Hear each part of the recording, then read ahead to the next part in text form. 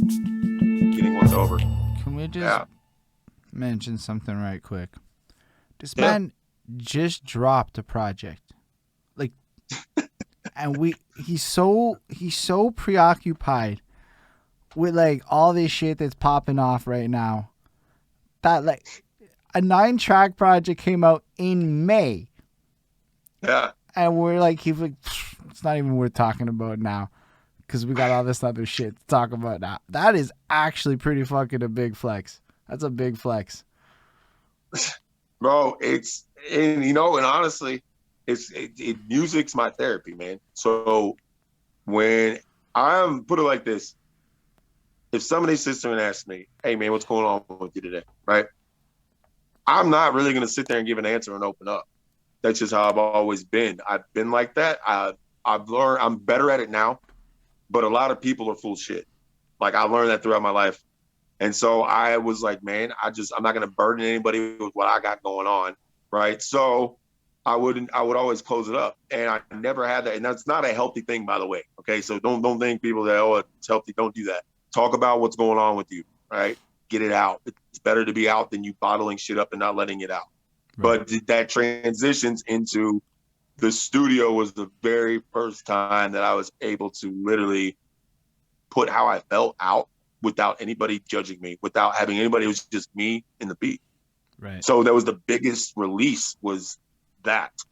So like, putting that album out in May to now, like when that came out, I took literally a week, soaked it in, and then it was like, it's time to get back to work. It's time Bro, to get back it's to work. just that's the part where it's like, see, I love that shit. That's my kind of grind. Yo, it's not Yep. really about but it's also probably because you have that perspective of I can't even afford to promote this shit.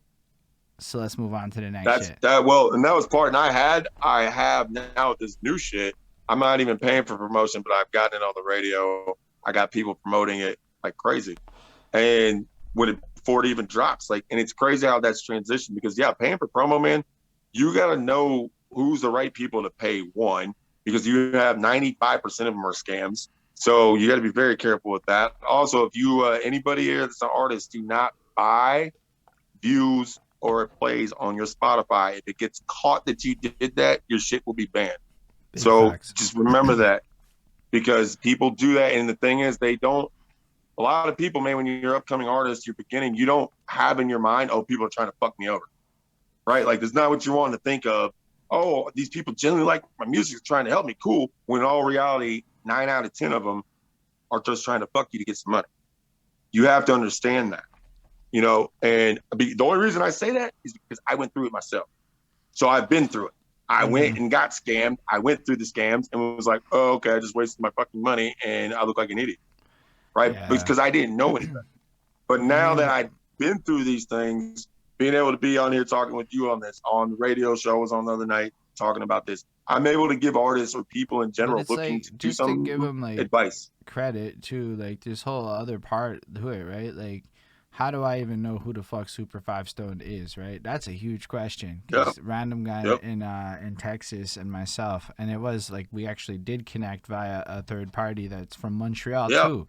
The yep. guy lives in my neighborhood, right? That's shout out Steve DeGeorge. So like Steve. me and him is like homies. So he hits me up one day and he's telling me about this wonderful thing he's behind this battle booth. He's revealing Yep, he yep. people found out it's him or whatever. There was a whole to do with it. Um, and then all of a sudden he starts coming through with the Crossroads cipher. And then he starts Yep. telling me that people are, now I'd seen you freestyle on his shit before, believe it or not. Because what is Battle Booth? How do you get involved with Battle Booth? Why don't you tell us a bit about that? Because you were definitely doing They that. they found me. Honestly. Like I was just posting freestyles, man, and like he saw my stuff and I didn't know at the time that was him. Right? I didn't know who it was. But he was like, hey, this is really dope. We're doing this thing for Battle Booth for underground freestyle rap where you post your shit. And like at that, dude, I was posting so many damn freestyles at one day. It was ridiculous, which I don't do that near as much anymore. I've learned algorithm plays a big part in your stuff now. At what time you're in it, like certain analytics play in a factor with posting content. So, but how I met Steve was like, yeah, he literally saw me and he invited me into that with them. And thing is like, if I'm believe in what somebody's doing, I'm gonna promote the shit out of you myself. I don't. It doesn't matter, how big, how small you are. It doesn't care. You're doing something that I believe in as well. That's the best thing you do. So I helped him push Battle Booth as well, and he's grown it, man. Like he's done pretty damn well with it. Big facts. And he's actually put me on with you guys. Like I said, dude, he's all around. He's a great fucking dude. So huge shout out, Steve. Yeah. Much love, brother. So yeah, basically, Super 5 Stone comes through and just fucking bust out on the Crossroads cipher and for a bit, and then we were like, oh shit. And I was like, well, I mean, you may as well come through for the interview. Look how fucking talented you are. And he was doing the freestyles and shit, but you got into the social media game for how long? Like, how long were you busting Instagrams and stuff? Since the past 3 years, I've been doing it on Instagram. I don't use Facebook. Facebook. The reason I use Instagram allows me to do videos, one, and two, I'm able to have people that don't know me, my content, actually see my content, right? Like with my hashtags make a huge difference. I can pinpoint certain demographic of people, age, sex, it doesn't matter. I can pinpoint that so I can bring people in that I've never have heard of me. Whereas on Facebook, it was only people that followed me. So everybody knew what I was doing. So it was like, okay, this is nothing new. Like there's nothing getting gained. So I was like, well, I can't do that. Twitter, I couldn't post videos and I could only write like 25 character text at the time. Like I was like, this isn't going to work. So Instagram was literally one. It's like, holy shit, I can actually literally post a video of me doing what I do. Sign me up. And that's how it started. Yep. That's how it started. So there'd be definitely a huge correlation to your Instagram's ethic of freestyles. That's like your mixtapes, in a sense. It's crazy, bro. Because if you go, it's a lot of posts. But from the very beginning to now, I'm aware. I was trying to figure out where you were from, and I had to scroll real fucking far down to find that weather picture you have of that one time. Yeah, dude. So, but it's crazy because it's like a chronological order of the skill level. It shows. I can go back and look from a year ago till now, and just the progression alone is insane. Insane. It's like a timeline for me, literally. That's why I haven't deleted these posts. That's why I keep them up. People are like, bro, you have a shit ton of posts. You're not gonna like, no, because it reminds me. It's a timeline. I'm able to sit there and go, okay, this is what you've done. This is what you've done. This is what you've done. This is what you haven't done. And the flip side, right? So then I always have one way or another to improve. That's the thing. As an artist, music is always evolving. So since it's always evolving, you're never going to perfect it. Right. So I'm always chasing that. That's what I'm trying to get is what can I get to make my music better every day? No matter how big, how small, what can I do to improve one way or another? And that's what I try and do daily. That's the way to be great, man. That's what I tell people. I was like, I can either be good or I could be somebody that look back on and be like, dude, this guy had the most talent in the world and he wasted it. Or I can sit there and go, yeah, I told you I was going to be great. It's just, work ethic, mindset, and understanding what makes you different, what makes you stand out, and what your gift is.